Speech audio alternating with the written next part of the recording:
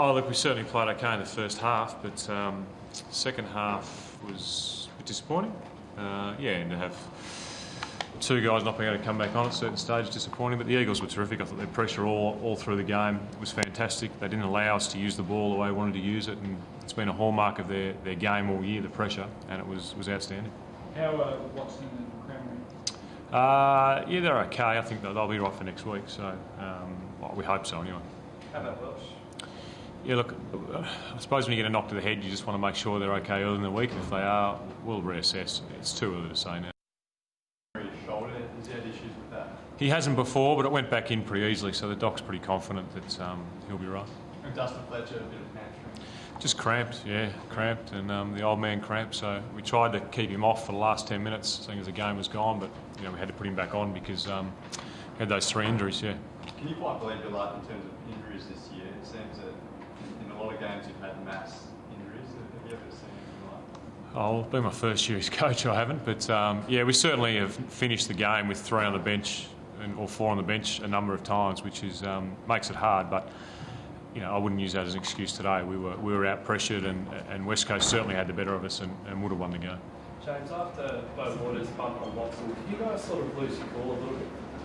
I don't think so. I think there's a couple of instances around the ground, but I'd have to go and talk to the players where they lost their cool. I don't think so.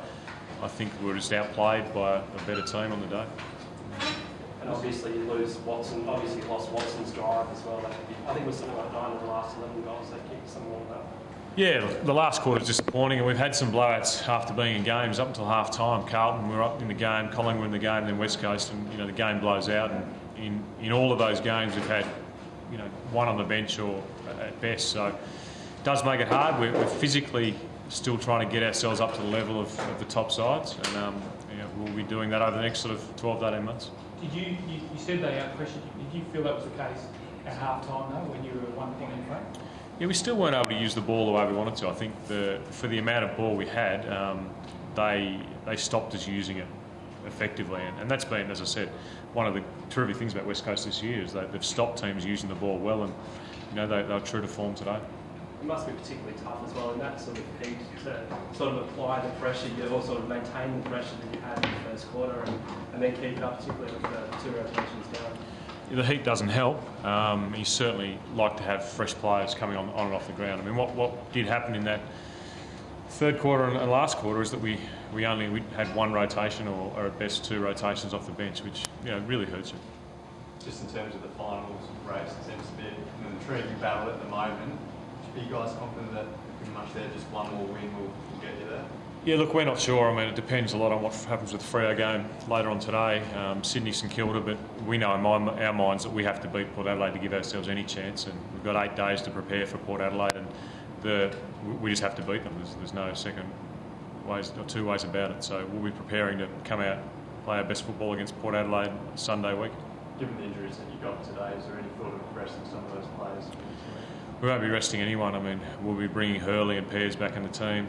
And we hope Cranberry's right. We hope Watson and Welsh are right. We'll be playing the best team that we have available to us in terms of, if they're injured, they won't play, but we'll be playing the best team we have available Sunday week.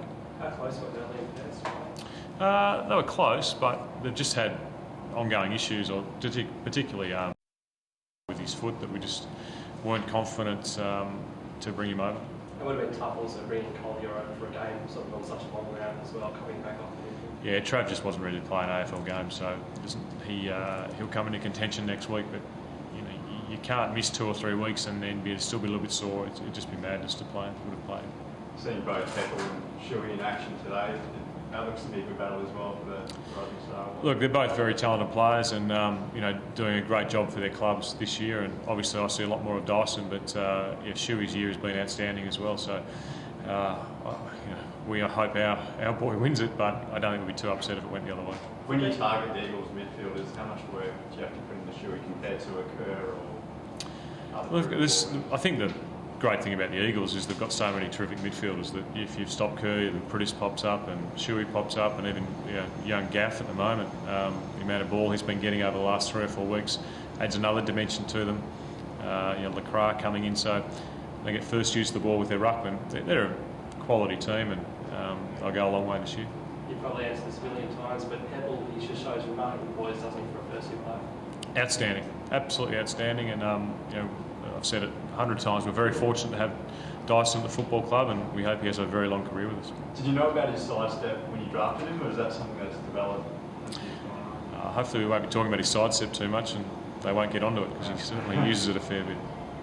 Is the sidestep almost as good as yours? Time to go. Thanks.